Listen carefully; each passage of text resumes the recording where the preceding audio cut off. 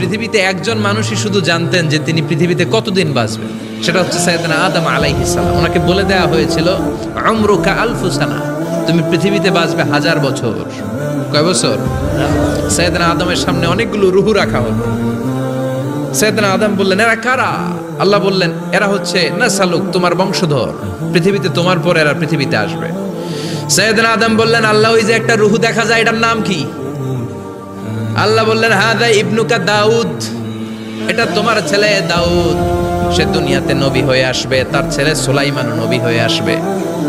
সাইয়েদনা আদম বললেন, মাবুদ, আমার ছেলে দাউদের কত বছর হায়াত আপনি দিয়েছেন? আল্লাহ বললেন, 40 সানা, মাত্র 40 বছর, 4 ইয়ার্স, 40 বছর তোমার ছেলেটা বাঁচবে। ও আল্লাহ, আমি বাঁচবো কয় বছর? তুমি বাঁচবা 1000 বছর। সুবহানাল্লাহ।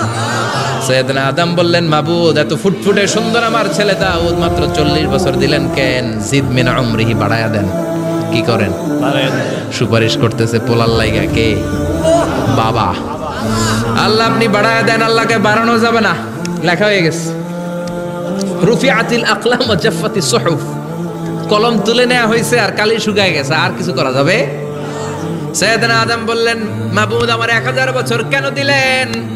আমার এই সুন্দর ফুটফুটে ছেলেটারে মাত্র শুধুমাত্র 40 বছর কেন দিলেন? ও মাবুদ, আমার 1000 বছরের দরকার নাই, আমার 1000 বছর থেকে 60 বছর আমি আমার ছেলেরে দিয়ে দিলাম।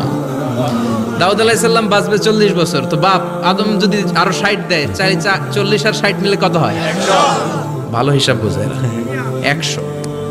আর আদম আলাইহিস সালাম পেয়েছিলেন 1000 বছর, 60 কমে গেলে রইল কত? 940 বছর পৃথিবীতে থাকার পরে মালাকুল মাউত চলে এসেছে, কারণ এটা on time. The death will come on time, it never late, কখনো দেরি হয় না।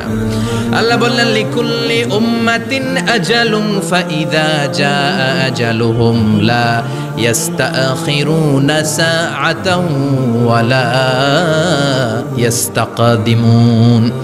মৃত্যুর একটা নির্ধারিত সময় আমি বেঁধে দিয়েছি, অন টাইম। অন টাইমেই চলে আসে, 1 সেকেন্ড আগেও আসবে না, 1 সেকেন্ড পরেও আসবে না। 940 বছর বয়সে মালাকুল মাউত এসে হাজির, এসে বলল, জিতু আন আকবাদা রূহাক, রূহ কবজ করতে আসছি। আদম আলাইহিস সালাম বললেন, রূহ কবজ করতে আসছো মানে? আমি বাঁচবো তো 1000 বছর। কয় বছর? মালাকুল মাউত বললেন, না না, ওই যে আগের কথা স্মরণ করেন, আপনি 60 বছর দিয়ে দিয়েছিলেন। কয় না, আমি দেই নাই, আমি আরো বাঁচুম, আরো 60 বছর পাওনা আছি, আমি দেই নাই। মালাকুল মাউত বললেন, আপনি দিয়েছেন। আদম বলে, দেই নাই। মালাকুল মাউত বলে, আল্লাহ ঘটনা দেখেন, দিয়া কয় দেই নাই। আল্লাহ কয়, থাক, কথা কইস না, আয়া পর। সুবহানাল্লাহ পড়েন। নাসিয়া আদম ফানাসিয়া বানু, ভুলে গেছেন উনি। আমরা ভুলে যাই, আমরা খেয়ে বলছি খাই নাই, নিছিলাম পকেটে, কয় নেই নাই। এরকম ডাকাইত আছে না নাই? নাসিয়া আদম ফানাসিয়া বানু, বিশ্বনবী বললেন, আদম ভুলেছে তো তার সন্তানরাও ভুলে যায়। জাহাদা আদম ফাজাহাদা যুররিয়াতু, আদম অস্বীকার করেছে, তার সন্তানরাও অস্বীকার করে। সেদিন থেকে আল কিতাব ওয়া শুহুদ, মানে লিখে রাখার সিস্টেম আর সাক্ষীর সিস্টেম চালু হয়েছে। সুবহানাল্লাহ পড়েন। সুবহানাল্লাহ। 940 বছর বয়সে মালাকুল মাউত এসে আদম আলাইহিস সালামের রূহ নিতে পারে নাই। উনি 1000 বছর যখন হয়েছে তখন এসে সাইয়েদনা আদম আলাইহিস সালামের রূহ কবজ করেছে। যেই দিন পৃথিবীর প্রথম মানব, প্রথম নবীর রূহ মালাকুল মাউত দুনিয়া এসে কবজ করেছে, ওই দিনটাও ছিল জুমাবার। সুবহানাল্লাহ, আল্লাহু আকবার।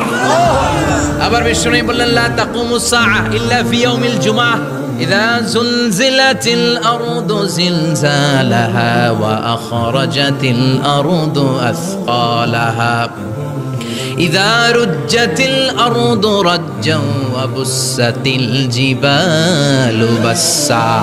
কিয়ামতের দিন পৃথিবীটাকে একটা প্রকম্পন দিয়ে কাঁপিয়ে দিবে কে? মারাত্মক একটা ঝাঁকুনি দিবে আল্লাহ, পুরো পৃথিবীটা কেঁপে ভেঙে চুরে খান খান হয়ে যাবে। এই ঝাঁকুনি আর আর্থকোয়েক, ভূমিকম্প এর ঘটনাটা যেদিন ঘটবে, ওই দিনটাও হচ্ছে জুমার দিন। চিৎকার করে পড়েন সুবহানাল্লাহ।